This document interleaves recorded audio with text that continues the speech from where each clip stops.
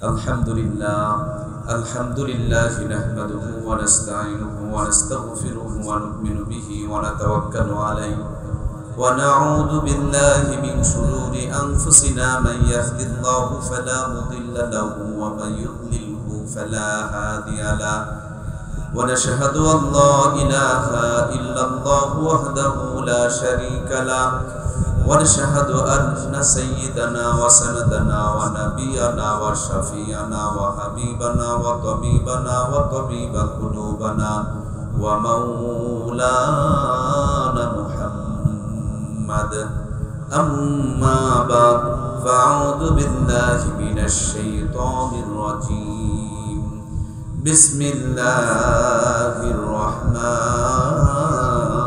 الرحيم اقرأ باسم ربك الذي خلق وقال رسول الله صلى الله عليه وسلم طلب العلم فريدة على كل مسلم أو كما قال عليه الصلاة والسلام وقال سبحانه تعالى ربنا آتنا في الدنيا حسنة وفي الآخرة حسنة وقنا عذاب النار وقال سبحانه تعالى إن الله وملائكته يصلون على النبي يا أيها الذين آمنوا صلوا عليه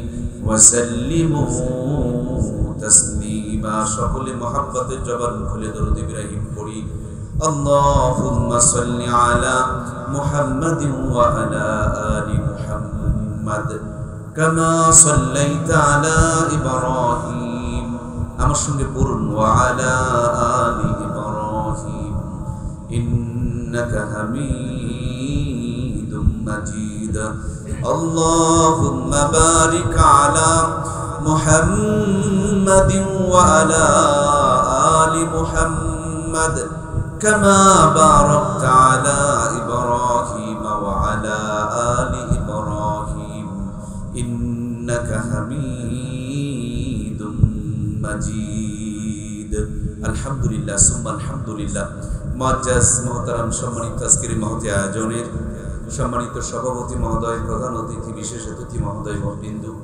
আমার সামনে উপস্থিত আমার কলিজার টুকরা প্রাণপ্রিয় ভাইরা পর্দার আড়ালে অবস্থানরত সম্মানিতা মমতাময়ী মা এবং বোনেরা আমরা সকলে মিলে মহান আল্লাহর কাছে মন প্রাণ ভরে শুকরিয়া আদায় করছি যে মালিক যে মেহেরবান যে দয়াবান যিনি দয়া করে মায়া করে রহমত করে বরকত করে মাগফিরাত করে ভালোবেসে আজকের এই মুহূর্ত পর্যন্ত আপনাকে আমাকে বাঁচিয়ে রেখেছেন যার দয়াতে আমরা বেঁচে আছি তার কাছে একটু মন প্রাণ ভরে শুকরিয়া আদায় করি আলহামদুলিল্লাহ বহু মানুষ বেঁচে আছেন কিন্তু সকলেই সুস্থ নেই কেউ হাসপাতালে কেউ ক্লিনিকে কেউ বা আবার বিছানাতে আল্লাহ চাইলে ওইরকম একটা রোগী বানাইয়া আপনাকে আমাকেও কোনো হাসপাতাল ক্লিনিকে কাট করে ফেলে রাখতে পারতেন যার দয়াতে আমরা সুস্থ রয়েছি তার সুস্থ জবান নিয়ে তার দরবারে আবার আরেকবার শুকরিয়া আদায় করি আলহামদুলিল্লাহ বহু মানুষ বেঁচে আছেন সুস্থ আছেন কিন্তু অনেকেই পাপের কাজ নিয়ে ব্যস্ত আসছেন এসেছিলেন ওয়াজ শোনার জন্য কিন্তু কেন যেন চার দোকানে দাঁড়িয়ে আছে এসেছিলেন ওয়াজ শোনার জন্য কেন যেন জিলাপি তার কাছে দামি হয়ে আছে এসেছিলেন ওয়াজ শোনার জন্য কেন যেন বিআইনের গল্পই শেষ হয় না এসেছিলেন ওয়াজ শোনার জন্য কেন যেন ছাগলের মতন পান চাবাতেই আছে রাত 9:30 বাজতেছে ওয়াজ শুননেওয়ালা মানুষ এখনো রাস্তায় দাঁড়িয়ে আছে তার মানে তকদিরটা বেচারির ভালো না জান্নাতে এসেছিলেন কিন্তু ঢুকতে পারেন নাই ওই মানুষগুলোর কানে এক্ষুনি যদি গানের আওয়াজ যায় ঢোলের আওয়াজ যায় দেখবেন মির্গির বেরাম ধরবে দড়ি দিয়ে বেঁধে আটকানো যাবে না শিকল দিয়েও বেঁধে রাখলে ছিঁড়ে ফেলে দিবে কাঁচা কুঞ্চি দিয়ে এদিক দিয়ে কষান শুরু করবেন ওদিকে দৌড়াবে ওদিক দিয়ে কষালে এদিকে দৌড়াবে মগর জাহান্নাম ছেড়ে যাবে না আর জান্নাতের ভিতরে জান্নাতে আলোচনা চলছে এরা জান্নাতের ভিতরে ঢুকতে পারে না আল্লাহর কাছে আমরা শুকরিয়া আদায় করছি যে এই সময় বহু মানুষ গুনার কাজ করছে আল্লাহ আমাদেরকে গুনার থেকে বাঁচাইছে আমরা খুশি না ভাই আর একবার শুকরিয়া আলহামদুলিল্লাহ আল্লাহর কাছে আরো শুকরিয়া আদায় করছি, আল্লাহ একটা জান্নাতের বাগান লাগায়া ওই জান্নাতের ভিতরে আমাদেরকে কবুল করেছেন। আবারও করি আলহামদুলিল্লাহ। এটা জান্নাতের বাগান, কোনো সন্দেহ নেই, কারণ এখানে আল্লাহ যাদেরকে জান্নাতি হিসেবে কবুল করবেন তারাই আসতে পারে। যাদের তকদিরে জান্নাত নেই, এলাকায় তো বহু মানুষ, হাজার হাজার মানুষ, কি ভাই নাই? হাজার হাজার মানুষ নাই, কিন্তু সবার তকদিরে জান্নাত নেই, তার জন্য তারা আসতে পারে না। একটা মাছ পানি ছাড়া বাঁচে না। একজন মুসলমান আল্লাহর কোরআন থেকে দূরে থাকতে পারে? এখন কোরআন পড়ে না, কোরআন মানে না, কোরআন জানে না, কোরআন যারা পড়তে পারে তাদেরকে দেখতেও পারে না, আবার দাবি করে মুসলমান। পানিতে না থেকে সে তো মাছ দাবি করে না, কোরআনের সাথে না থেকে সে কি করে নিজেকে মুসলমান দাবি করে, এটা আমি বুঝতে পারি না।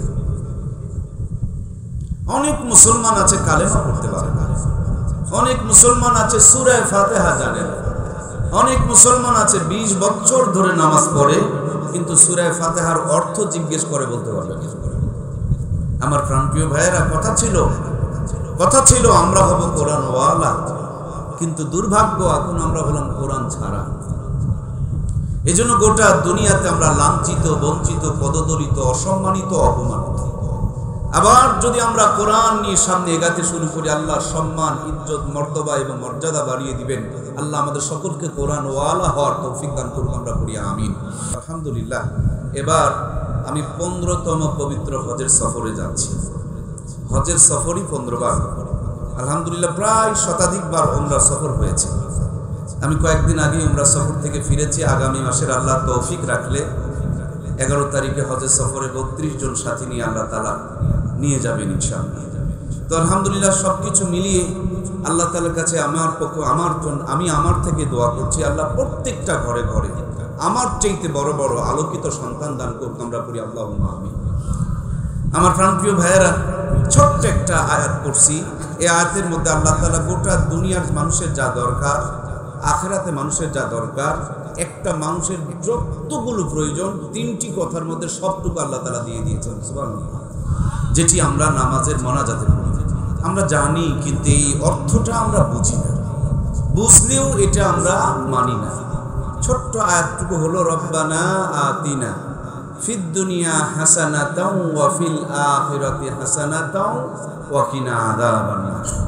আল্লাহ বলছেন, হে আমার গোলাম, যখন তোমরা আমার কাছে চাইবা তখন এভাবে চাও, হে আমার রব, হে আমার প্রতিপালক, হে আমার মালিক, আমাকে দুনিয়া এবং আখিরাতের উত্তমটা দান করো, দুনিয়া এবং আখিরাতের উত্তমটা দান করো এবং জাহান্নাম থেকে মুক্তি দাও, আমরা পড়ি আমিন।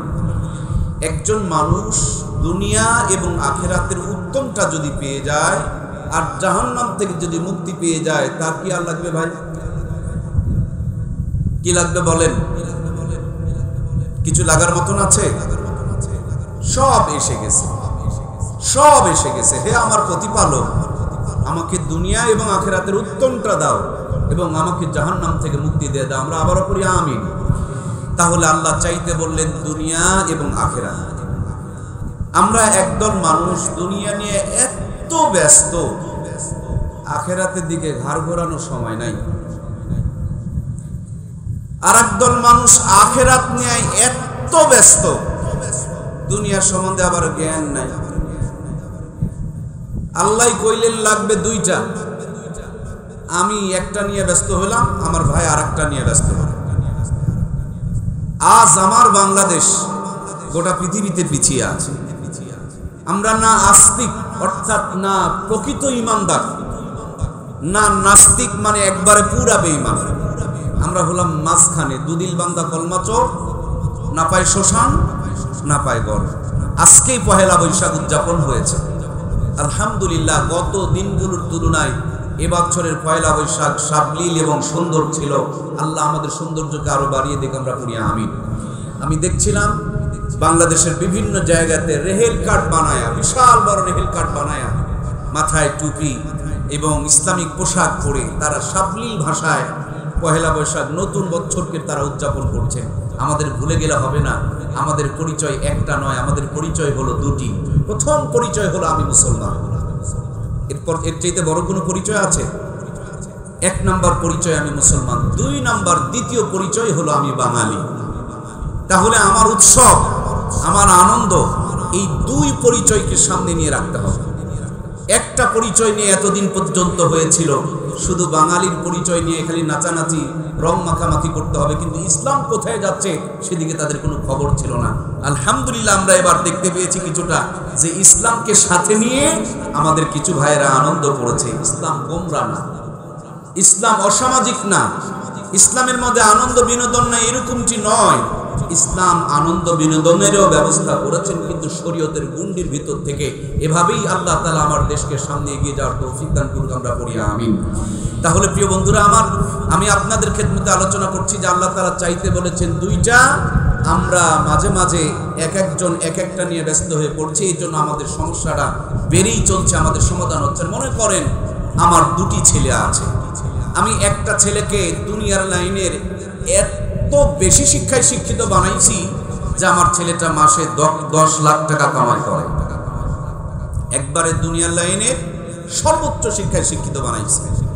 পরে চিন্তা করলাম আমার তো আখেরাত লাগবে, এবার ছোট্ট ছেলেটাকে আখেরাতের লাইনে এমন পড়াইলাম যে আমার ছেলেটা এখন দুনিয়াতে তার নিজের চলার জন্য যে খরচ, এই খরচটুকু বের করতে পারে না।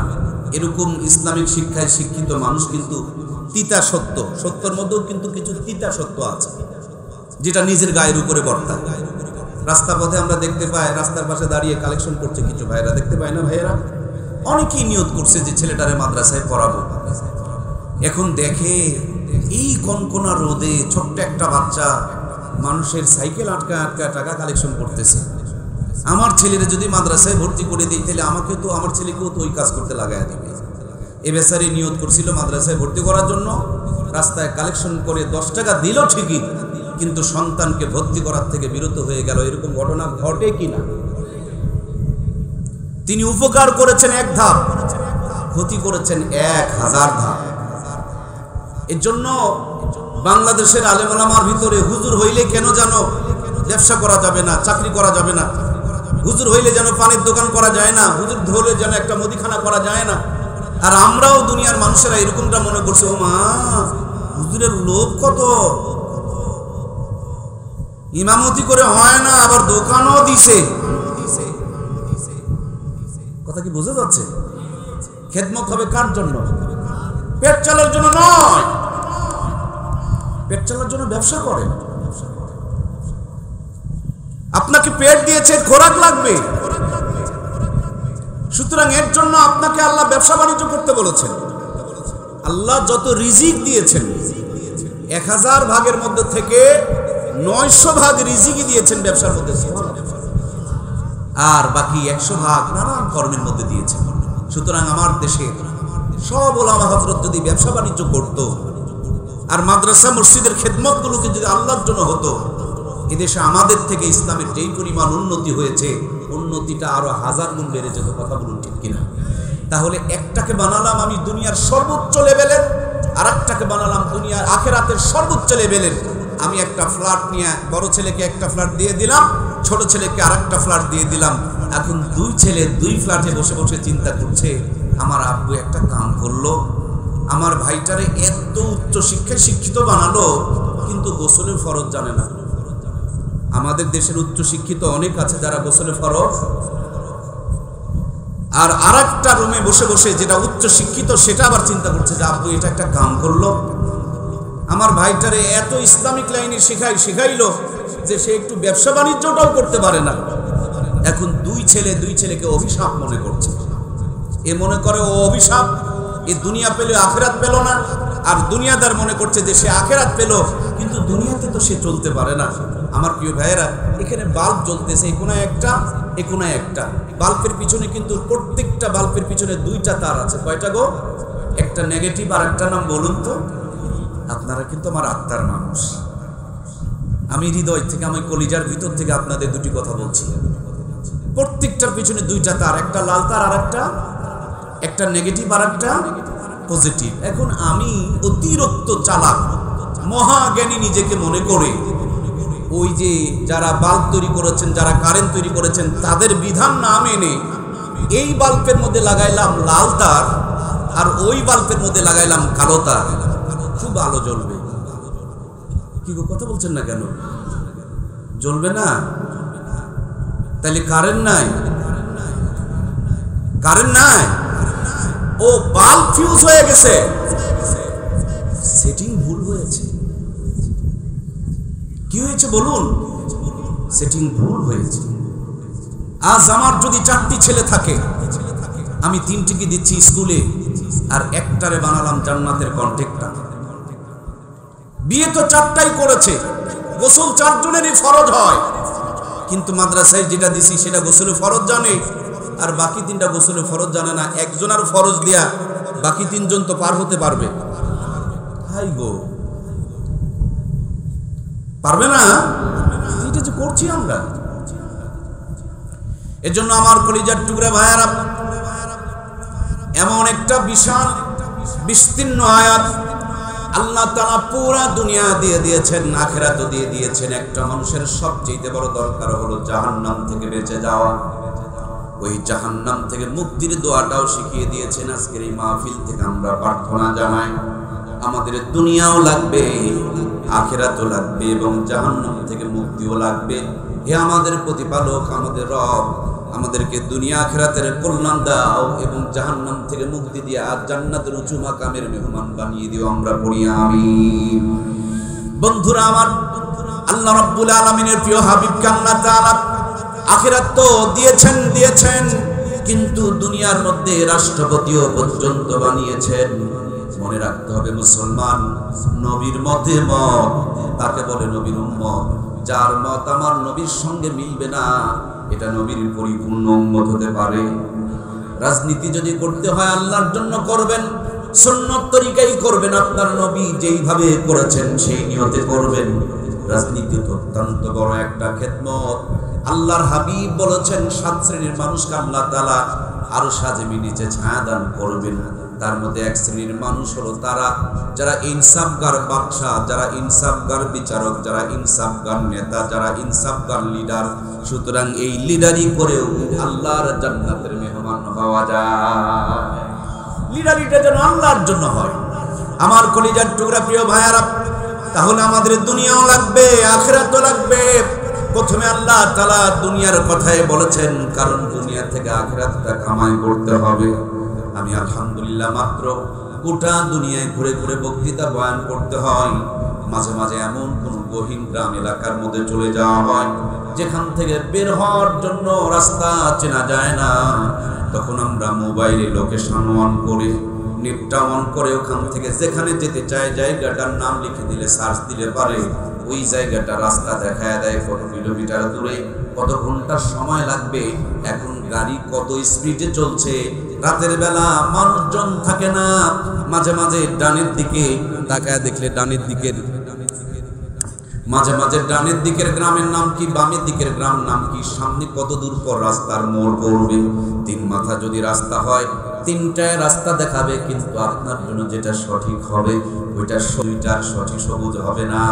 আমাকে যদি জিজ্ঞেস করা হয় আমার বাড়ি কোথায়, এখনো পর্যন্ত আমি বলি আমার বাড়ি নওগাঁয়, কিন্তু নওগাঁর ঈশ্বরপুরের চকচান্দিরে গিয়ে দেখেন আমার কোনো বাড়ি ঘর নাই। আমার বাবার একটা বসত বাড়ি, সেটাকেই ওয়ারিশ হিসাবে, নাগরিক হিসাবে আমি ওয়ারিশ সূত্রে সেই এলাকার সেই বাড়ির মানুষ মনে করি, নওগাঁর নাগরিক মনে করি। ইতিহাস যদি পর্যালোচনা করেন তাহলে দেখতে পারবেন বাবার বাবা, তার বাবা, সর্বপ্রথম বাবা আমাদের আদি পিতা সাইয়েদনা হযরত আদম, তিনি হলেন আমাদের প্রথম বাবা। তিনি জান্নাতের ভিতরে আল্লাহ তাআলা তিনারে বানায় রেখেছিলেন, তার পিঠের মধ্যে সমস্ত রূহগুলোকে রেখে দিয়েছিলেন। আল্লাহ জিজ্ঞেস করেছিলেন আমি কি তোমাদের রব নয়? আমরা বলেছিলাম ক্বালু বালা, তার মানে নিশ্চয় আপনি আমাদের রব। এই কথা কিন্তু আল্লাহর কাছে স্বীকৃতি দিয়ে এসেছি। তাহলে আমরা জান্নাত থেকে এসেছি আদমের সন্তানেরা, আবার দুনিয়াদারি শেষ করে জান্নাতে যেতে হবে। জান্নাত থেকে এসে জান্নাতে ফিরে যেতে হবে। রাস্তাটুকু যেন ভুল না হয়, পথ যেন হারিয়ে না যায়, মানুষ যেন শয়তানের ধোঁকায় না পড়ে যায়। এই জন্য জান্নাতের পথে ফিরে যাওয়ার জন্য কোরআন সুন্নাহর সুন্দর লাইনটুকু আপনারা আমার জন্য দেখিয়ে দিয়েছেন কে?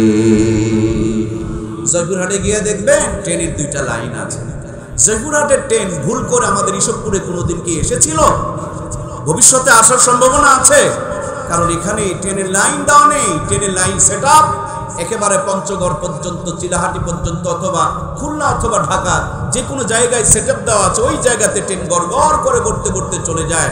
কোরআন সুন্নাহর লাইনের সেট আপটা হলো জান্নাত পর্যন্ত। আপনার নিজের জীবন, পরিবারের জীবন, ছেলে মেয়ের জীবনকে যদি কোরআন সুন্নাহর লাইনের উপরে সেট আপ দিয়ে দিতে পারেন, ডাক্তারি, মাস্টারি, ইঞ্জিনিয়ারি, এমপিগিরি, মন্ত্রীগিরি, রাষ্ট্রপতির রাজনীতি করবে, পথ হারাবে না। কোরআন সুন্নাহর লাইন ধরে ধরে আল্লাহর জান্নাতের বান্দা জান্নাতেই পৌঁছে যাবে। সুবহানাল্লাহ। এজন্য প্রিয় ভাইয়েরা আমার, সন্তানগুলোকে কোরআন সুন্নাহর লাইনে তুলে দিতে হবে। আজ বাংলার জমিনে প্রত্যেকটা মাদ্রাসা আপডেট হতে চলেছে, এমন কোনো ব্যাকডেট মাদ্রাসা দেখা যায় না। আর যদিও কোনো এরকম দুর্বল মাদ্রাসা থাকে, আমাদের জন্য কর্তব্য হলো মাদ্রাসাগুলোকে আপডেট করা। আমাদের মাদ্রাসাগুলোর মধ্যে দুনিয়া এবং আখিরাত দুই শিক্ষাই থাকতে হবে। সব দেশের মানুষ যদি হুজুর হয়ে যায়, তাইলে দেশে ডাক্তার, মাস্টার, ইঞ্জিনিয়ার কোথায় পাবো? আবার সবাই যদি ডাক্তার, মাস্টার হয়ে যায়, তাইলে দেশে আলেম ওলামার তো দরকার। আমরা আলেম ওলামা কোথায় পাবো? মূল কথা মনে রাখতে হবে, আমরা ব্রিজ বানাতে পারবো, বিল্ডিং বানাতে পারবো, রাস্তা বানাতে পারবো, কিন্তু সবার আগে আমাদের ইট বানায় নিতে হবে। ভাটার থেকে ইট তৈরি হয়ে গেল, গাড়ি ভিড়ায় দাও, নিয়ে গিয়ে 10 তলা বিল্ডিং তৈরি করেন। যার দরকার তিনি ব্রিজ তৈরি করবেন, যার দরকার তিনি রাস্তা তৈরি করবেন, কিন্তু প্রথমত ইট তৈরি করতে হবে। ইট তৈরি করা ছাড়া যদি বিল্ডিং বানান, বিল্ডিং টিকবে না। রাস্তা বানান, রাস্তা ধুলা হয়ে যাবে। পানির ভিতরে এই মাটি দিয়া পাপ দিবেন, পানিগুলো দেখবেন কাদা হয়ে যাবে, পানিগুলোর সাথে এই মাটিগুলো মিশে চলে যাবে।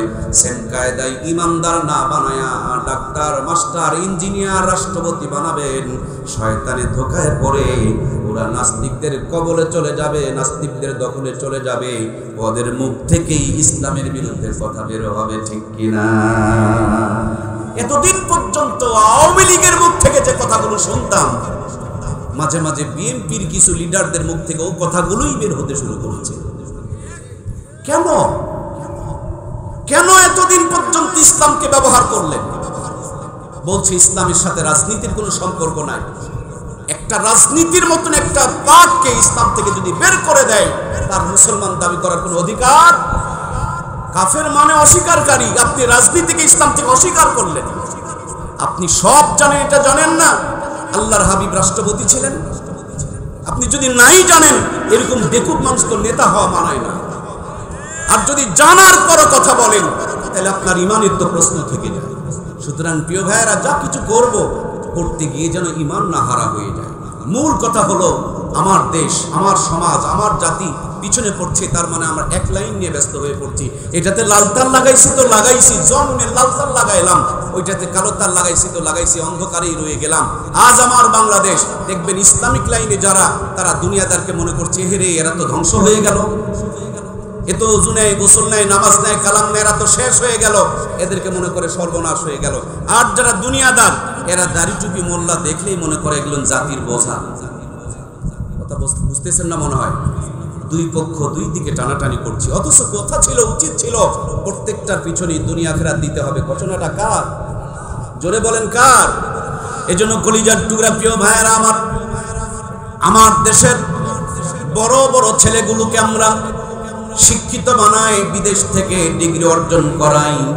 আমাদের দেশের বড় বড় সন্তানগুলো যারা একটু মেধাওয়ালা সন্তান, তাদেরকে বাহির থেকে ইঞ্জিনিয়ার বানিয়ে নিয়ে আসি, বাহির থেকে বড় বড় ডাক্তার বানিয়ে নিয়ে আসি, উচ্চ শিক্ষিত বানায় নিয়ে আসি। দেশের প্রেম পরিচয় না থাকার কারণে, ভিতরে ইসলামের মজবুত একটা ভিত না থাকার কারণে, বাহির থেকে শিক্ষিত হতে গিয়া ঈমান হারা হয়ে যায়। অল্প কিছুদিন আগে সিরাজগঞ্জের একজন ভাই বাহির থেকে উচ্চ শিক্ষিত হয়ে এসেছেন, উচ্চ পরিবারে তার বসবাস। মায়ের মেয়ে খুঁজতেছে বিয়ে দেওয়ার জন্য, মেয়ে খুঁজতেছে ছেলেকে বিয়ে দেওয়ার জন্য। ছেলে মায়ের কাছে বলতেছে, আম্মা আমাকে তুমি বিয়ে দিবা? কেন, তোমার কি চোখে পড়ে না আমার খালামণি তো আছে? আস্তাগফিরুল্লাহ, ওয়াজ বুঝতেছেন না? ছেলে কি বলে, আরে আমাদের বাড়িতে অন্য পরিবারের মেয়ে এসে রাজত্ব করবে কেন? তুমি খালামণিরে দেখতে পাও না? নাউজুবিল্লাহ, বাড়িতে গিয়ে বলবেন। তার মানে খালাকে যে বিয়ে করা যায় না, এটুকুও জানে না। অথচ উচ্চ শিক্ষিত, বিদেশ থেকে ডিগ্রি অর্জন করে এসেছে, আজ যদি তাদের ভিতরে দুনিয়া আখিরাত দুটারই সংমিশ্রণ থাকতো, ঈমান বিধ্বংসী এই কথাগুলো বের হতো। বদলগাছিতে একজন ছেলে বিদেশ থেকে লেখাপড়া করে আসতেছে, বাবা আনন্দে কেমনে যেন হার্ট স্ট্রোক করে মারা গেছে। লাশটাকে রেখে দেওয়া হলো। সন্তান জানাজার নামাজে দাঁড়িয়েছেন, ইমামতি তো করতে পারবেন না, একটু নামাজের আগে তো কথা বলা লাগে, একমাত্র সন্তান। দীর্ঘ 1-1.5 মিনিট ধরে কোনো কথা বলতে পারছেন না। একটু পর যখন স্বাভাবিক হয়েছেন, মানুষজন তার মুখ থেকে কথা শোনার জন্য কৌতূহল হয়ে আছে। তিনি বলছেন, ও আম্মা, আপনাদের উদ্দেশ্যে আমার কোনো কথা নাই, আমার মরহুম বাবার জন্য কথা।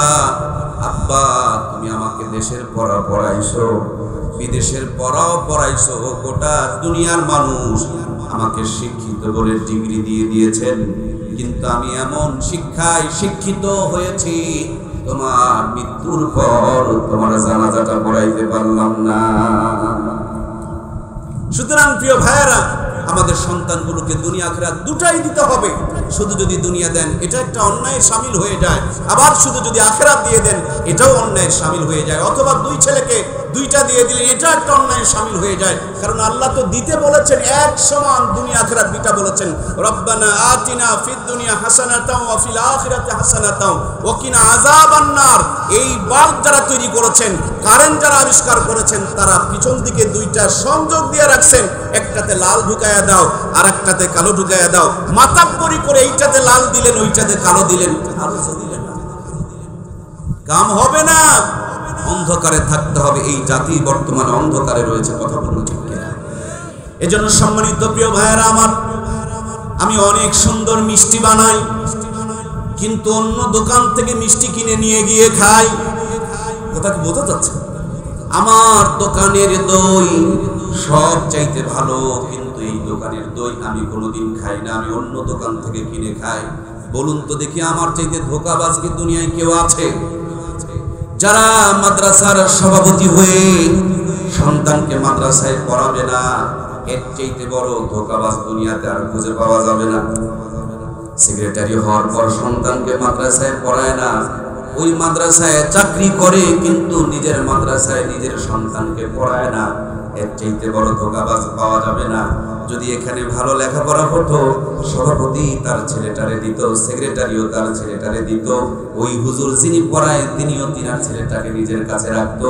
এরা অন্য জায়গাতে নিজের সন্তান পড়ায় যদি মাদ্রাসার সভাপতি আর সেক্রেটারি আর মাদ্রাসার খেদমত করে, বুঝতে হবে লেখাপড়ার মান ভালো নয়, এজন্যই তারা তাদের সন্তানকে অন্য জায়গায় দেয়। সুতরাং আগামী দিনে আমরা মানুষের ভুলগুলো খুব ভালো ধরতে পারি যে বিদেশে চিকিৎসা করতে দেওয়া যাবে না, এদেশের কোন নেতা যেন বাহিরে ট্রিটমেন্ট করতে যেতে না পারে। ওরা বাহিরে ট্রিটমেন্ট করতে যায়, তার জন্য দেশের চিকিৎসা ব্যবস্থা ভালো হচ্ছে না। ওরা যদি নিজের দেশে চিকিৎসা করত, তাহলে দেশের ট্রিটমেন্ট ব্যবস্থাটা উন্নত হয়ে যেত। সেম কায়দায় সভাপতি, সেক্রেটারি, ক্যাশিয়ার এবং এই মাদ্রাসার যতগুলো স্টাফ, তাদের সন্তানদেরকে বাহিরে পড়তে দেওয়া যাবে। ওদের সন্তানরা যদি পড়ে, এমনি লেখাপড়ার মান উন্নত হবে। ওদের সন্তানের বাড়িতে খাওয়া জায়েজ নাই। ওদের সন্তান যদি বাড়িতে খাইতে যায়, বোর্ডিং এর খাবারের স্বাদ কম হবে, দুর্বল খাবারটা খাওয়াবে। ওর সন্তান যখন ওখান থেকে খাবে, দেখবেন 16 আনা এখান থেকে একটা রেজাল্ট তৈরি হবে, মান তৈরি হতে হবে। সুতরাং প্রিয় ভাইয়েরা, সবকিছুতে ভয় করতে হবে কাকে? আমি ইসলামের দোহাই দিলাম আর আমার সন্তানকে অন্য মাদ্রাসায় পড়ালাম, সভাপতি হয়ে মানুষের কাছে মাদ্রাসার প্রশংসা করলাম আর আমার ছেলেটাকে অন্য জায়গাতে দিলাম। যদি ভালোই হয় তাহলে আমি অন্য জায়গাতে কেন কিনে খাচ্ছি?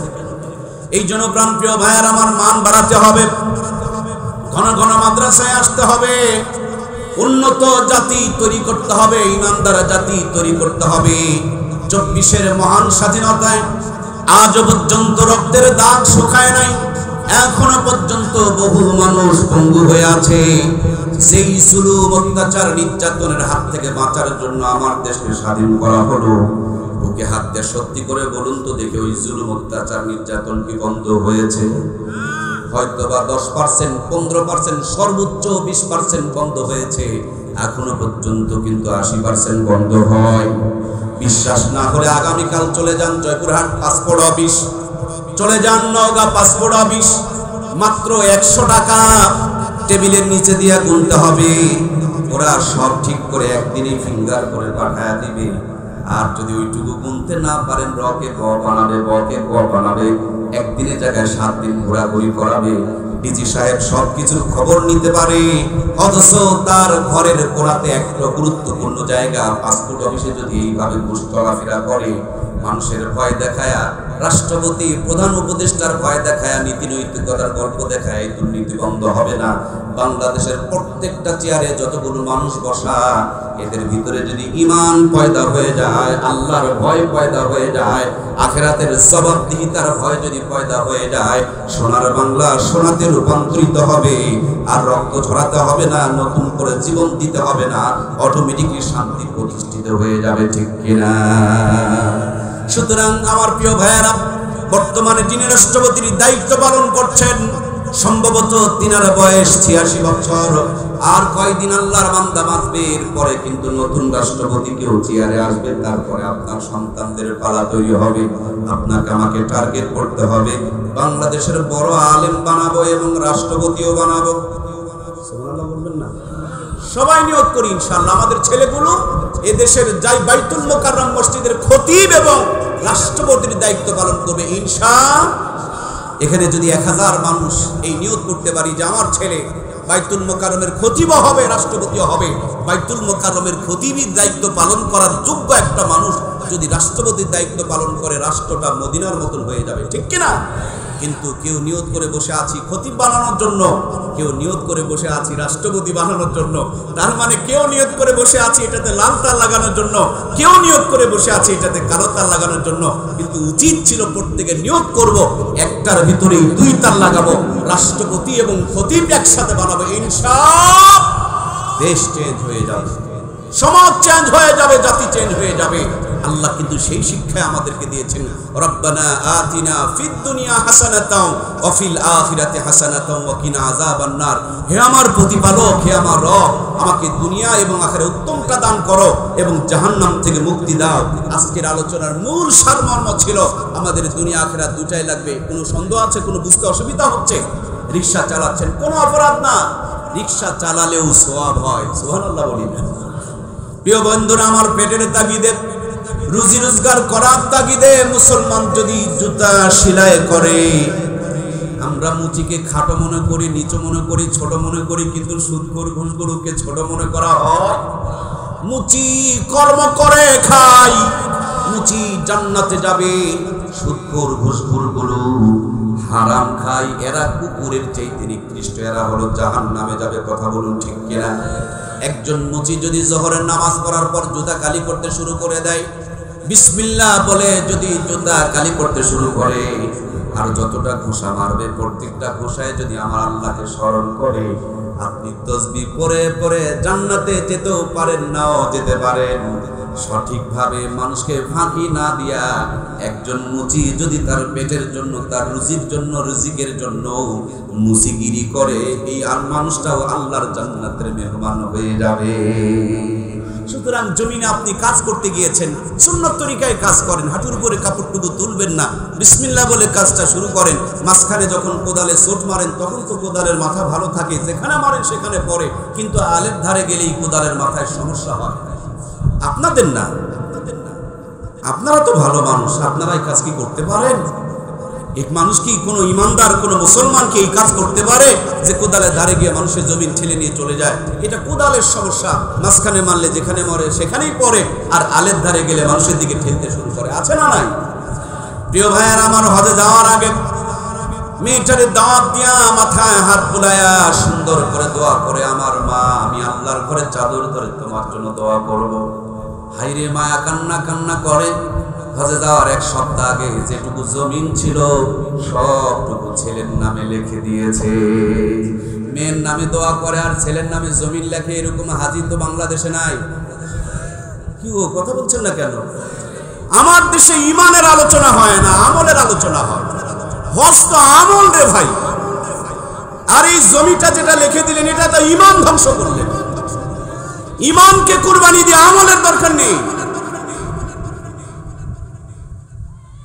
খুবই কষ্ট হলো মনে হয়। বিয়ে করেছে 35 বছর আগে, সব পূরণ হয়েছে, কিন্তু মোহরানার টাকা বাকি আছে। কিও বাটপার ভাই, আরে টাকা দিতে পারবেন না, বিয়ে করলেন কেন? এতগুলো মানুষকে বিয়ের মজলিসে বসায় বললেন 3.5 লক্ষ টাকা মোহরানা, নাকের ফুল বাবদ 1,500 টাকা নগদ, অবশিষ্ট টাকা বাকি কিয়ামত পর্যন্ত ফাঁকি।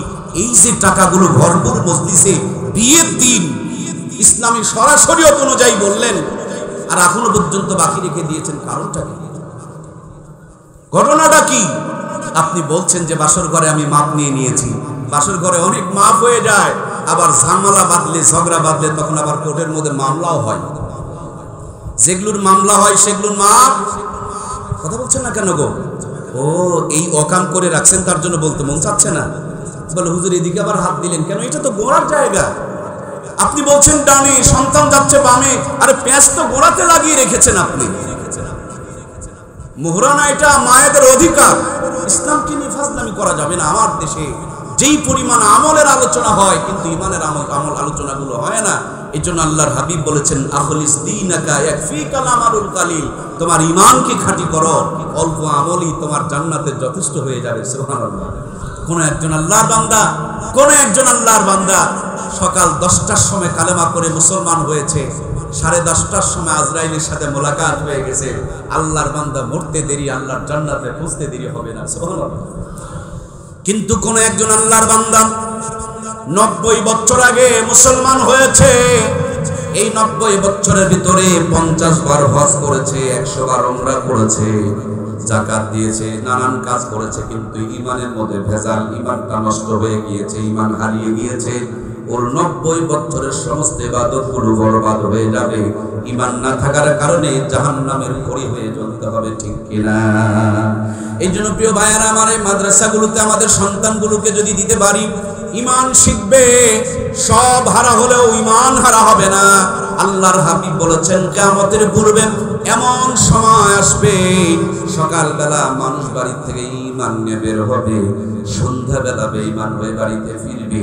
আল্লাহর হাবিব বলেছেন, কিয়ামতের পূর্বে এমন একটা কঠিন সময় আসবে, সকালবেলা মানুষ ঈমান নিয়ে বের হলে সন্ধ্যাবেলা বেঈমান হয়ে ফিরবে। হাতের মধ্যে জ্বলন্ত আগুনের টুকরা নিয়ে থাকা সহজ হবে, তার চাইতে বড় কঠিন হবে ঈমানের উপরে টিকে থাকা। আজকের বাস্তবতা তাকিয়ে দেখুন, ডানে বামে যে পরিবেশগুলো চলতেছে, আমাদের ঈমান রক্ষা করা বড় মুশকিল হয়ে গেছে, ঠিক কিনা? এই জন্য প্রাণপ্রিয় ভাইয়েরা, আমি ঈমান বাঁচাতে হবে। এই জন্য ঈমানদারের ফার্মায় ঢুকায়া পাক্কা ঈমানদার বানাতে হবে। মাদ্রাসায় অল্প কয়েকটা দিন পড়ায়া অথবা বাড়িতে প্রাইভেট রেখে কোনো হুজুরকে দিয়া কোরআনুল কারীম পড়ালে চলবে না। কেন চলবে না? কেমনে চলবে না? দেখবেন চুলার মধ্যে সারা জীবন আগুন জ্বলে, চুলার মাটি যদি পানিতে ফেলে দেন গলে যায়। ইটের ভাটায় কিন্তু সারা জীবন আগুন জ্বলে না, ইটের ভাটার থেকে বের করে পানিতে ফেলে দিলে গলে যায় না, বরঞ্চ আরো শক্ত হয়। কথা বলুন, ঠিক কিনা?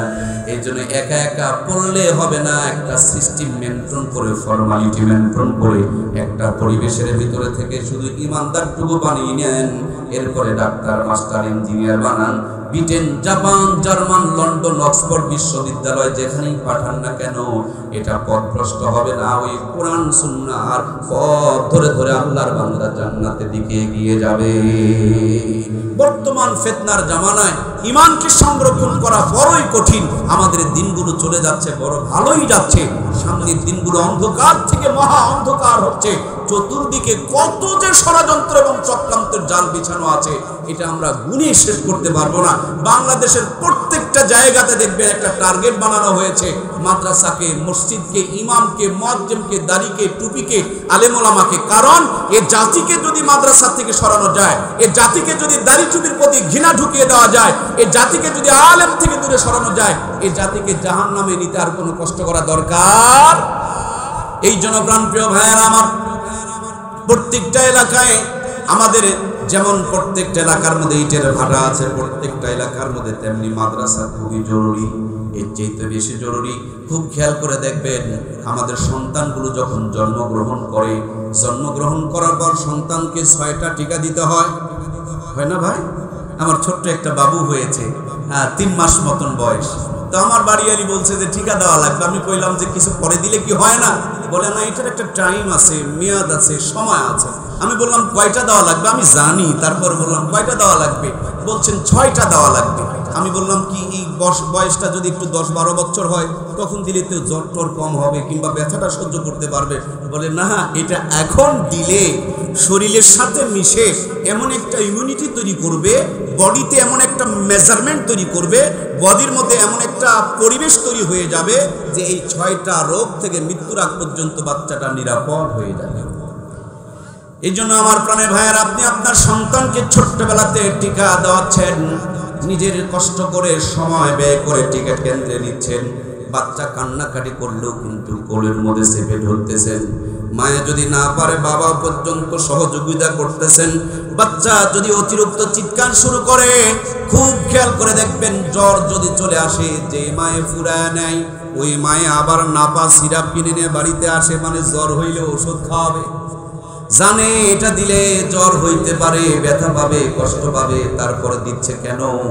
বলে বডিতে ঢোকার পর বডিতে একটা মেজারমেন্ট তৈরি হবে, বডিতে একটা ইনসুলিন তৈরি হবে, বডির মধ্যে একটা, আমার ভাইয়ারা, একটা পর্যায়ে চলে আসবে, রোগ প্রতিরোধ ক্ষমতা বেড়ে যাবে। আপনার সন্তানকে ছোট্টবেলায় টিকা দিলে যেমন বডিতে একটা ইমিউনিটি পয়দা হবে, ছোট্টবেলায় মাদ্রাসায় পড়াবেন, কোরআন সুন্নাহর জ্ঞানটুকু ভিতরে ঢুকায় দিবেন। আস্তে আস্তে দুনিয়া ঢুকবে, আখিরাত তো আগের থেকেই ঢুকানো ছিল। দুনিয়া ঢুকবে আর আখিরাত তো আগের সাথে ঢুকানো ছিল। দুনিয়া আর আখিরাতের এমন একটা মেজারমেন্ট হবে, এটা পাক্কা ইমানদার হয়ে যাবে। হারামের ভিতরে আর কোনোদিন ডুবে যাবে না, কারো ধোঁকায় পড়বে না। এই পাক্কা ইমানদার আল্লাহর জান্নাতে চলে যাবে। এই জন্য কোরআনুল কারীমের প্রথম আয়াত হলো ইকরা বিসমি রাব্বিকাল্লাযী খলাক। পড়েন আপনি আপনার প্রভুর নামে, যিনি আপনাকে সৃষ্টি করেছেন। সুতরাং প্রথম ফরজ হলো পড়া, জ্ঞান অর্জন করা। এই পৃথিবীতে তারাই তত উন্নত যারা যত বেশি শিক্ষিত। ছোট্ট একটা দেশ, দেশটুকুর নাম হলো ইসরায়েল, এমন ভাবে গোটা দুনিয়া নিয়ন্ত্রণ করছে। আমার বাংলাদেশেও যদি ইসরায়েলের বিরুদ্ধে কেউ কথা বলে, দেখবেন অনেকের আবার জ্বলাপোড়া শুরু হয়, তার মানে উনি মুসলমান, ইসরায়েলের বিরুদ্ধে কথা বলতে দেয় না। আমার গোটা পৃথিবীর মধ্যে কিছু আমার মতন দাড়িওয়ালা টুপিওয়ালা আছে, এরা ইসরায়েলের প্রতিনিধি হিসাবে কাজ করে মুসলমানদের কাছে তাদেরকে প্রিয় বানিয়ে রাখার জন্য। আমার প্রিয় ভাইয়েরা, এই যে ছোট্ট মোবাইল ফোন ডিভাইস, এখানে ইসরায়েলের বিরুদ্ধে কিছু বলবেন, দেখবেন আপনার আইডিটাকে সাসপেন্ড করে দেওয়া হবে।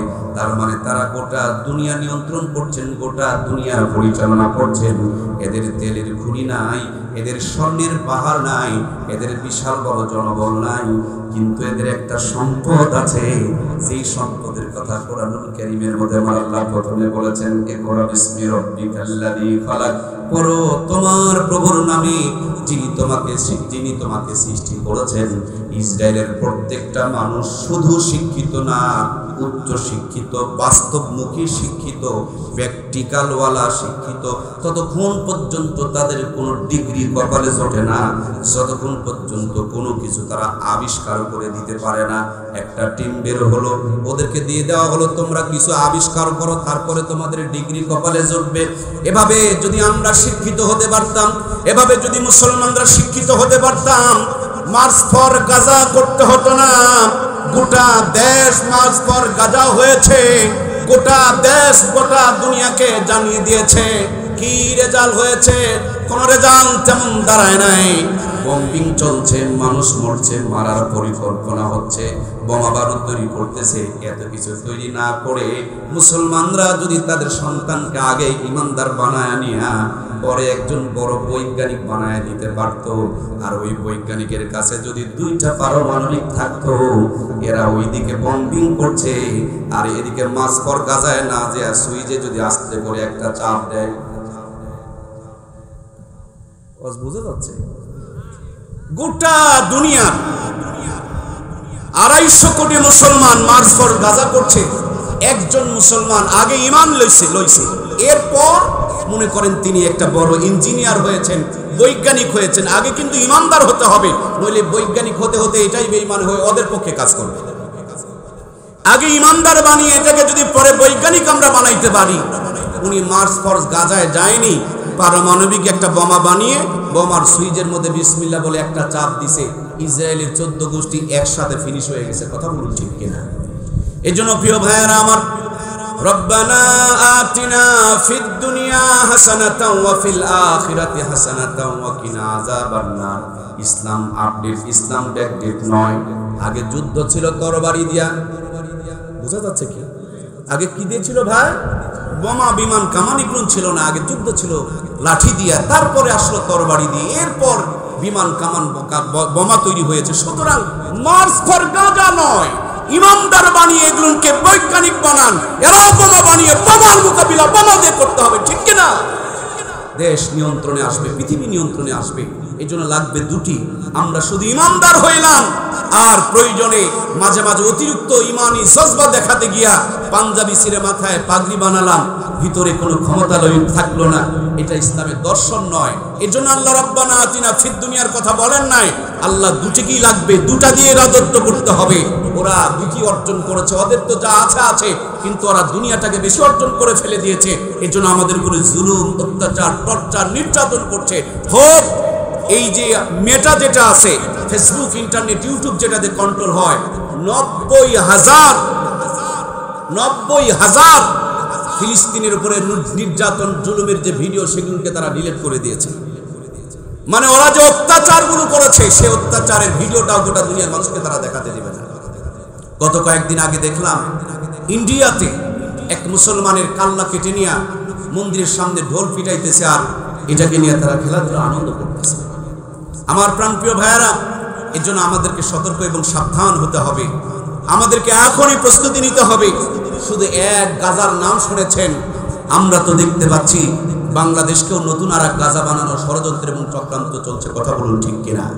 সুতরাং ওই গাজাবাসীর মতো নিরস্ত্র ক্ষুধার্ত হলে আমাদের চলবে না। গাজাবাসীর মতন থেকে আমাদেরকে শিক্ষা নিতে হবে। আমাদের সন্তানগুলোকে আগে ইমানদার বানিয়ে নিতে হবে, নইলে বৈজ্ঞানিক বানাতে বানাতে বেঈমান হয়ে যাবে। ইমানদার বানিয়ে যদি বৈজ্ঞানিক বানাতে পারি, আগামী দিনের সমস্ত জালেমদের, সমস্ত বাতিলের মোকাবিলা করা যাবে। আল্লাহ এটাই চেয়েছেন, এটাই আমাদেরকে করতে হবে, এটাই আমাদের সময়ের দাবি। আল্লাহ রাব্বুল আলামিন দুনিয়া আখিরাত সমানভাবে অর্জন করে ইমানের বলে বলিয়ান হয়ে দুনিয়াতেও যেন নেতৃত্ব দিয়ে জালেমদের মোকাবিলা করতে পারি। আল্লাহ আমাদেরকে তৌফিক দান করুক। আমরা সবাই করি আল্লাহুম্মা আমিন। তাহলে প্রিয় ভাইয়েরা, ছোট্ট বাচ্চাকে জন্মের পর আমরা 6টা টিকা দেওয়া নিচ্ছি, যাতে করে এটা রোগ প্রতিরোধ ক্ষমতা বেড়ে যায়, ওই রোগগুলো থেকে নিরাপদ হয়ে যায়। আমরা আমাদের সন্তানগুলোকে ছোট্টবেলাতে কিংবা বড়বেলাতে যখনই শীতের মৌসুম আসতেছে, শীতের পোশাক পরায় দিতেছি। কেন? ঠান্ডা যেন না লাগে, নিউমোনিয়া যেন না হয়। শীতের পোশাক সবার ঘরে থাকলেও সবার ঘরে জাহান্নাম থেকে বাঁচার জন্য আল্লাহর কোরআন আছে নাকি? সবার ঘরে নাই। জনে জনে শীতের পোশাক আছে ঠান্ডার থেকে বাঁচার জন্য, কিন্তু জাহান্নাম থেকে বাঁচার জন্য জনে জনে কোরআনুল কারীম। শীতের দিনে সবার গায়ে শীতের পোশাক থাকলেও জাহান্নাম থেকে বাঁচার জন্য প্রত্যেকের জবানে প্রত্যেকদিন কোরআনুল কারীমের তেলাওয়াত নাই। এই জন্য প্রাণপ্রিয় ভাইয়েরা, আমাদের দুনিয়াও লাগবে, আখিরাতও লাগবে। একটাতে দুনিয়া, আরেকটাতে আখিরাত, এটা ভুল থিওরি। প্রত্যেকটার ভিতরে দুনিয়া আখিরাত দুটাই লাগবে। মাদ্রাসাগুলোর সাথে আমাদেরকে আরো সম্পৃক্ত হতে হবে, কারণ আমরা যদি মনোযোগী হই, আমরা যদি ভালো ভালো মানুষগুলো আমাদের সন্তানগুলোকে মাদ্রাসায় দেই, বেশি বেশি করে ঘন ঘন যাওয়া আসা করি, মাদ্রাসার মান বেড়ে যাবে। আর এই মানুষগুলো যদি, কি আজব কারবার, বাবা, ইয়াবা, হিরোইন, ফেন্সি, কত কি যেন বের হয়ে গেছে। যুব সমাজ ধ্বংসের পথে চলে যাচ্ছে। আমার ভাইয়েরা, মাদ্রাসায় পড়িয়েও কিছু বাচ্চা নষ্ট হচ্ছে, কিন্তু নষ্টের পরিমাণটা কম না বেশি? কম। সুতরাং আপনি সন্তানটার ইমানদার বানায় নেন। সত্যি যদি ভিতরে ইমান পয়দা হয়, ভিতরে যদি ইমান থাকে, ও মুখের মধ্যে কোনোদিন বিড়ি ধরাইতে পারে। এই জন্য প্রাণপ্রিয় ভাইয়েরা আমার, সমাজ, দেশ, জাতিকে বাঁচাতে হলে আমরা মাঝখানে পড়ে গেছি। যদি নাস্তিক হতাম, ভিন্ন কথা, ইমানই নাই, তাহলে জান্নাত আর জাহান্নাম কি করব? আর ইমানদারি যদি সত্যি হয়, ইমানদার কোনোদিন বিড়ি, সিগারেট, মদ, গাঁজা খেতে পারে না, বাপ মার সাথে ভালো ব্যবহার ছাড়া খারাপ ব্যবহার করতে পারে না। সুদ ঘুষের টাকা লাগায় দিতে পারে না। ভিতরে যদি ঈমান থাকে, আমরা ঈমানদার দাবি করলেও 16 আনা ঈমানদার হতে পারি নাই। আমাদের দিনগুলো তো চলেই যাচ্ছে, সামনের দিনগুলো বড় ভয়াবহ হয়ে আসতেছে। এই জন্য আমাদের সন্তানগুলোকে মাদ্রাসায় দিয়ে আমরা ঈমানদারটুকু বানায় নিব। এরপরে যে জায়গাতে লাগাবো, যেখানে রাখবো, সেখান থেকে ঈমানের কাজ করবে, জান্নাতের পথের পথ চলা শুরু করবে। ওই জান্নাতের পথ ধরে ধরেই জান্নাতে চলে যাবে। এই জন্য বন্ধুরা, আমার শুরুতেই বলেছিলাম, ট্রেনের যেমন লাইন সেটআপ দেওয়া আছে, এই লাইনটা ট্রেনকে গন্তব্য পর্যন্ত পৌঁছায় দেয়। মোটরসাইকেল রাস্তা ভুল করে, প্রাইভেট কার রাস্তা ভুল করে, সাইকেলেরও রাস্তা ভুল হয়, কিন্তু ট্রেনের রাস্তা ভুল হয় না। কারণ ট্রেনের লাইন তো দুইটা, এই দুইটা লাইন ধরে ধরে চলে যাবে গন্তব্য পর্যন্ত। মাদ্রাসায় দিয়া শুধু কোরআন সুন্নাহ লাইনটা সুন্দর করে একটু ধরা দেন। কোরআন সুন্নাহ লাইন ধরার পর ডাক্তার হবে, মাশাআল্লাহ, ভালো কথা, ইমানদার ডাক্তার, গরিবের প্রতি ইনসাফ করে চিকিৎসা করবে। নেতা হবে ইমানদার নেতা, কম চুরি করবে না, কম্বল চুরি করবে না, ইনসাফ করে মানুষের সেবা পাবে। মাস্টার হবে ইমানদার মাস্টার, বিশাল বড় বিল্ডিং এ বাচ্চাদেরকে পড়ায়, স্কুলে পড়ে পাস করে না, কিন্তু স্যারের বাড়িতে একটা প্রাইভেট সেন্টার আছে, কোচিং সেন্টার আছে, আধা ঘন্টা করে লেখাপড়া করলেই পাস করে। স্যারের মাথায় মাল আছে, স্কুলে যাওয়া আসা করে, কিন্তু এখানে এত সময় ব্যয় করলেও আসল মাল সাপ্লাই। কিরে ভাই, কথা বলছেন না কেন? হারামখোর স্যার আমরা চাই না, ইমানদার স্যার চাই। প্রাইভেট গাড়ি যত বন্ধ হয়ে যাবে, আমার দেশের ইঞ্জিনিয়ার গুলো রড বিক্রি করে দেয় আর রডের পরিবর্তে বাঁশ ঢোকায়। এই জন্য আগে ট্রেন ছিল রাস্তার বাহিরে, এখন মাঝে মাঝে দেখা যায় ট্রেন হয় রাস্তার মাঝখানে, মানে চাপ লেগে বসে গেছে রাস্তার মাঝখানে ট্রেন হয়েছে। ইঞ্জিনিয়ারের দায়িত্ব ছিল সুদের টাকা, ঘুষের টাকা নিয়ে রাস্তার মধ্যে নজর না দিয়া রাস্তাকে এখন ট্রেন বানায় ফেলে দিয়েছে। আমার দেশের ইঞ্জিনিয়ার গুলো ইমানদার হয়ে যদি ইঞ্জিনিয়ার হতো, ইমানদার ইঞ্জিনিয়ার ঘুষ খেত না, রাস্তার মাঝখানে ড্রেন হতো না, সোনার বাংলা দুর্নীতি দিয়ে ভরে যেত না। কথা বলুন ঠিক কিনা? এই জন্য দেশ ভালো করতে চাই, আমি ভালো না হলে দেশ ভালো হওয়ার সম্ভাবনা নাই। ভালো কর, ভালা কর, ভালা হোগা। বড়রা বলেছেন যে ভালো করলে ভালো হয়, খারাপ করে ভালো হয়। আমি বিড়ি খাবো, কিন্তু আমার ছেলেটা যেন আল্লাহওয়ালা হয়। আমি পরক্রিয়া করব, কিন্তু আমার বউটা যেন তাহাজ্জুদ গুজার হয়। আর আমার ভাবিদের চিন্তা, আমিও দুলা ভাই, মামাতো ভাই, চাচাতো ভাইয়ের সাথে ঘুরতে যাব, কিন্তু আমার স্বামীটা যেন ফেরেশতা হয়। আর আমাদের খালাম্মাদের চিন্তা, আমি বৌমারে জ্বালাবো, কিন্তু শেষ বেলায় যেন আমার ভাত কাপড় দেয়, সেবা যত্ন করে। আর ভাবিদের চিন্তা হলো, স্বামীর বাড়িতে থাকবো, বাপ মার কথা চিন্তা করব, আর স্বামীর বাপ মা গড়াগড়ি করবে, ওইদিকে কোনো নজর থাকবে না। আমার বাপ মাটা যেন সুখী হয়। খারাপ করে কোনোদিন ভালো হয় না, ভালো করলে ভালো হয়। যে মেয়েটা স্বামীর বাড়িতে থেকে বাবা মার চিন্তা করতে করতে মাথার চুল পাকায় দেয়, মায়ে পেলো কিনা, বাবায় খেলো কিনা, অথচ চোখের সামনে স্বামীর বাপ মা গড়াগড়ি করে, এরকম কানা বোন, কানা ভাবি আছে, চোখে দেখতে পায়। কিরে ভাই, আপনাদের বাড়িতে মনে হয় নাই? আমি তো যতটুকু জানি বাংলাদেশে এরকম দিন কানা ভাবি আর বোনের সংখ্যা হলো 90%। কথা বলেন ঠিক কিনা? স্বামীর বাপ মা গড়াগড়ি করে, নজরে পড়ে না, আর বাপ মার চিন্তা করতেছে, কই আছে আর কোথাকার চিন্তা করে। আমি আমার বোনগুলোকে জিজ্ঞেস করি, আমার কলিজার টুকরা বোন, স্বামীর বাবা মার সেবা যত্ন করো। প্রয়োজনে আল্লাহ ফেরেশতা পাঠায়া তোমার বাপ মার সেবা যত্ন খেদমতের ব্যবস্থা করে দিবে। স্বামীর বাপ মার প্রতি যদি জুলুম অত্যাচার করো, তোমার বাপ মাকে প্যারালাইসিস বানায়া, পঙ্গু বানায়া, তোমার জুলুমের প্রতিশোধ আল্লাহ তাআলা দুনিয়াতেই তুলে নিবে।